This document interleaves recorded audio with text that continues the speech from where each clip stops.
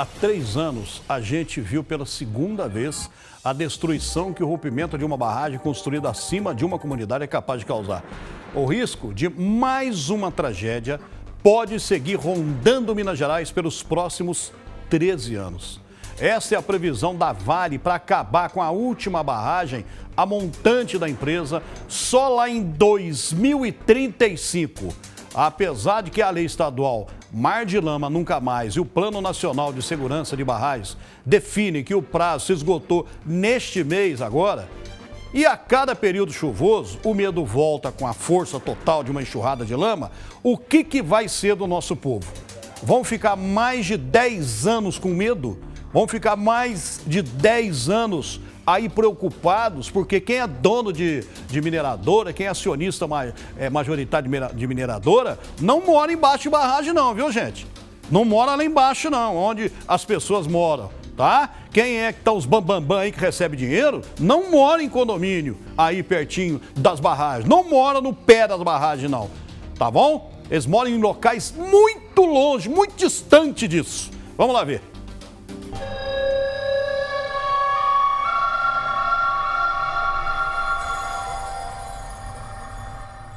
Chuva forte e enchentes, destruição e transbordamentos. Medo para todo lado. Caminhonete indo embora, olha. Rastou.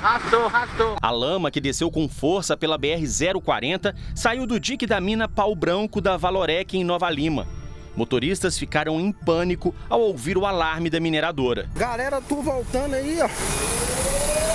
3 dias depois, a cena se repete em Nova Lima. Mas dessa vez em São Sebastião das Águas Claras, distrito conhecido como Macacos.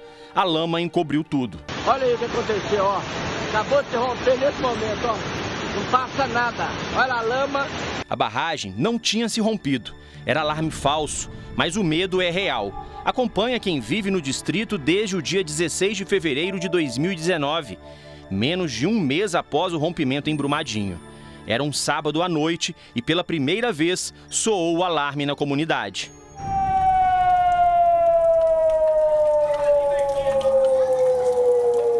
Naquele dia, uma vistoria feita nas barragens B3 e B4 da mina Mar Azul da Vale constatou que havia risco nas estruturas. 118 famílias foram retiradas de casa. Desde que tocou a sirene, a gente fica um pouco meio preocupado, né? Assim, meio assim, não, inteiramente preocupado, porque a qualquer hora pode estar rompendo essa barragem aí, o sossego acabou completamente. Acabou mesmo. Até hoje, as famílias retiradas não sabem se um dia poderão voltar. O turismo, principal fonte de renda da comunidade, sofreu uma drástica redução. Muitos comerciantes viram seus negócios falirem. Macacos tinha cerca de 80 comércios, agora são pouco mais de 30. Claro, no meio disso tudo, ainda teve a pandemia, mas a verdade é que o distrito nunca mais foi o mesmo. Na corretora de imóveis, o Gleison tem cada vez menos clientes. A procura que a gente tinha antes não tem mais. Essas chuvas que tiveram aí as 2 semanas atrás, a gente tinha vários clientes para ver imóvel aqui em Macacos. Com isso, com essa situação aí, todos cancelaram as visitas e desistiram de comprar imóveis aqui em Macacos. O rompimento em Brumadinho fez as autoridades cobrarem medidas emergenciais da Vale. Na época, intensificaram as vistorias e a mineradora propôs construir muros de contenção gigantescos para diminuir os impactos causados por um possível rompimento das barragens em nível crítico de segurança. Eles foram construídos em Itabirito, Barão de Cocais e em Macacos. O muro é a resposta que a Vale dá ao acordo firmado com o Ministério Público, com a Defensoria Pública, dizendo, olha, a questão da segurança foi resolvida com a construção desse muro. Mas até o muro virou problema com as chuvas. Ele deveria barrar a passagem dos rejeitos em caso de rompimento e acabou impedindo que a água escoasse. Olha o tanto de água que já acumulou. Enquanto ela não vazar em cima, ela está subindo pro lado das casas aqui do fundo de capela. Já acumulou e ela não está passando. Os moradores ficaram ilhados. A água tomou conta de Macacos. Para a população, o muro foi o responsável pelo alagamento. Tivemos esse ano uma enchente ao reverso, né? A água veio enchendo contrário do rio, porque encheu de água, né? Todos nós ficamos apreensivos porque com aquela chuva poderia arrebentar uma contenção e o que seria uma coisa para ajudar e para segurar poderia se tornar uma coisa muito pior, né? Principalmente para quem mora embaixo, né? Por aqui, quando as pessoas se lembram de Mariana e Brumadinho, o medo fala mais alto. O terror é enorme, né? Porque todo mundo aí sabe que a qualquer momento pode acontecer alguma coisa pior, né?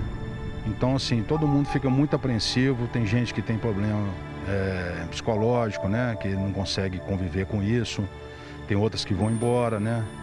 Então, assim, não é fácil, não. Hoje, depois de 15 dias sem chuva, o nível da água baixou. A marca da lama ficou no muro e também na vegetação às margens do rio. Enquanto isso, a extração de minério na mina Céu Azul segue a todo vapor. Na semana passada, depois de analisarem 31 barragens, o Ministério Público de Minas Gerais decidiu que 18 estruturas vão ter que passar por algum tipo de intervenção. Todas da Vale. Agora, a mineradora tem até o fim do mês para apresentar relatório com medidas para diminuir e corrigir os problemas. Mas os prazos legais estão longe de ser cumpridos quando o assunto é mineração. Após o rompimento da barragem de Brumadinho em 2019, Minas aprovou a Lei Mar de Lama Nunca Mais, que previa o descomissionamento das barragens a montante até fevereiro deste ano, agora em 2022. No entanto, a Agência Nacional de Mineração prorrogou este prazo para 2025 e 2027. Só que o Congresso Nacional fez valer a lei mineira. No entanto, com um porém, se não houver possibilidades técnicas, esse prazo pode ser prorrogado. A Vale, por exemplo, já avisou, só vai descomissionar todas as suas barragens em 2035.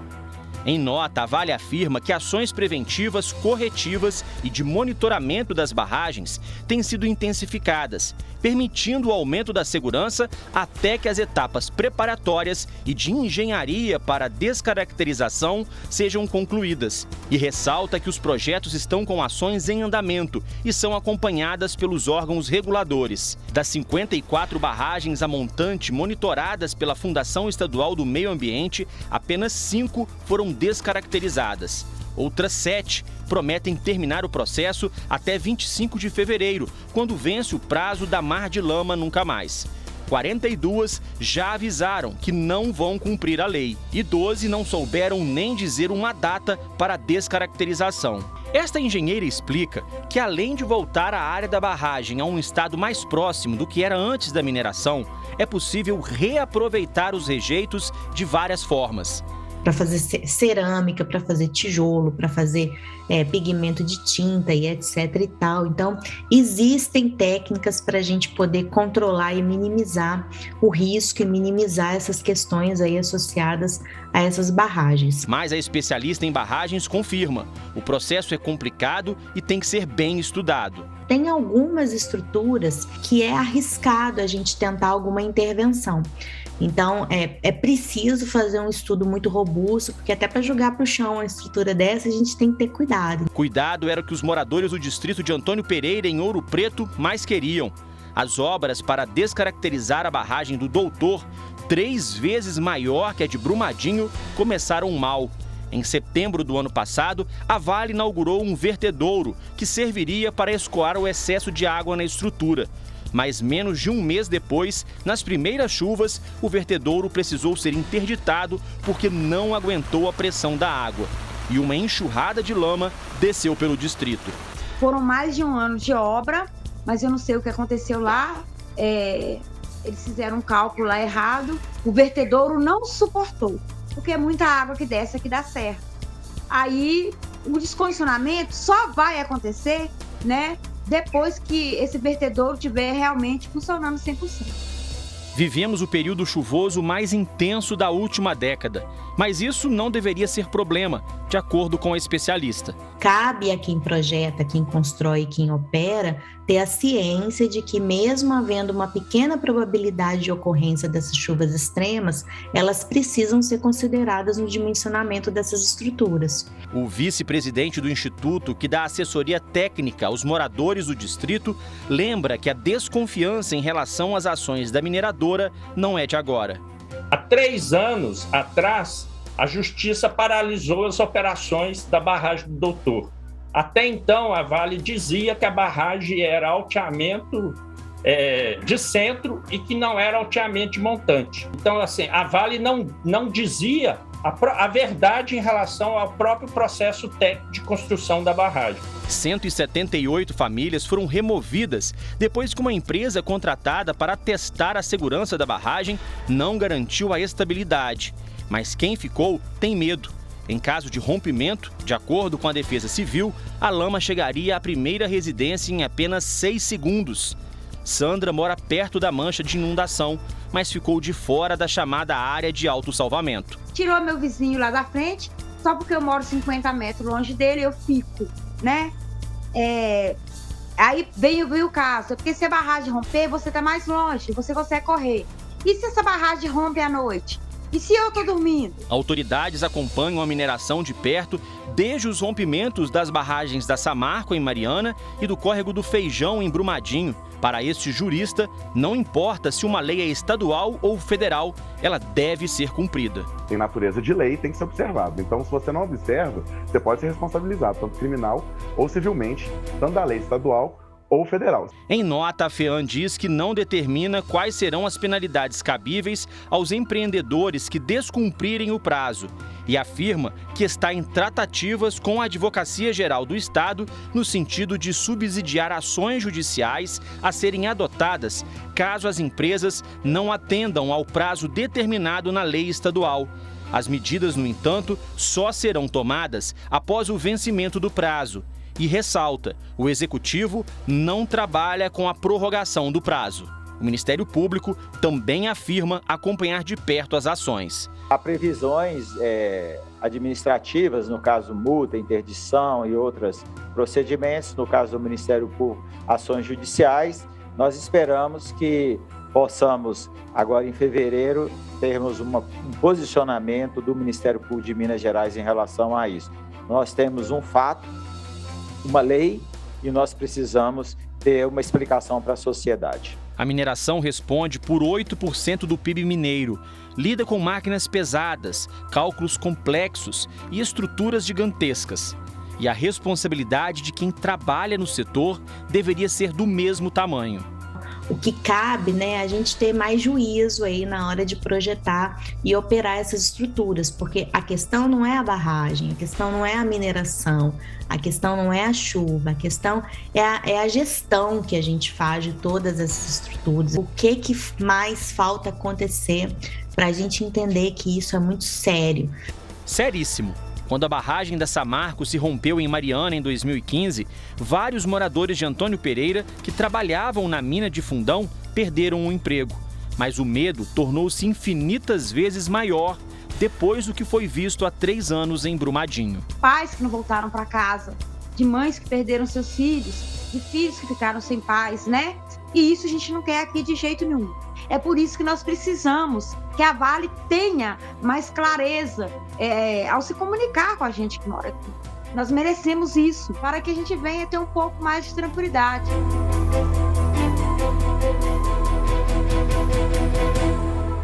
E lei é lei. A Assembleia fez uma lei e tem que ser cumprida. Tá? Não é o Executivo que vai falar, não, eu vou dar mais prazo. Não existe. Tem que ser cumprida a lei. A lei tem que ser cumprida ou penalidades têm que ocorrer. Não tem como. Porque é uma lei. É a mesma coisa de você parar o seu carro aí, aonde não pode, você vai ser multado. Por quê? Porque você parou onde não pode. É lei. Tá? Então, do mesmo jeito é lei. Às vezes a Vale pode achar ruim de tantas críticas, de tanta cobrança, mas é ela mesmo que proporcionou tudo isso para ela. Não foi o cidadão aí, trabalhador, que proporcionou isso para a empresa. Não é um cidadão que morreu que proporcionou isso. Não é a imprensa que proporcionou isso. Quem proporcionou esses problemas para a Vale foi a própria Vale. A Vale informou que os reparos no vertedouro da barragem do Doutor em Antônio Pereira não oferecem risco e que, até que sejam concluídos o sistema de bombeamento, foi retomado, mantendo aí o nível de água da estrutura reduzido. De acordo com a nota, a barragem está em nível 1 de emergência. É permanentemente monitorada, passa por inspeções regulares. Sobre a situação em Macacos, a Vale confirma que o muro de contenção contribuiu para os alagamentos nas vias próximas. E contribuiu mesmo. A mineradora afirma que ele foi projetado para permitir a passagem de água, mas que choveu mais que a capacidade da estrutura. É sempre assim, né? De acordo com a nota, agora que os acessos ao local estão liberados, equipes técnicas se mobilizam para identificar melhorias necessárias no muro. A Vale ressalta que o prazo de 2035 é o menor possível para descaracterizar as barragens de segurança. 2035, tá.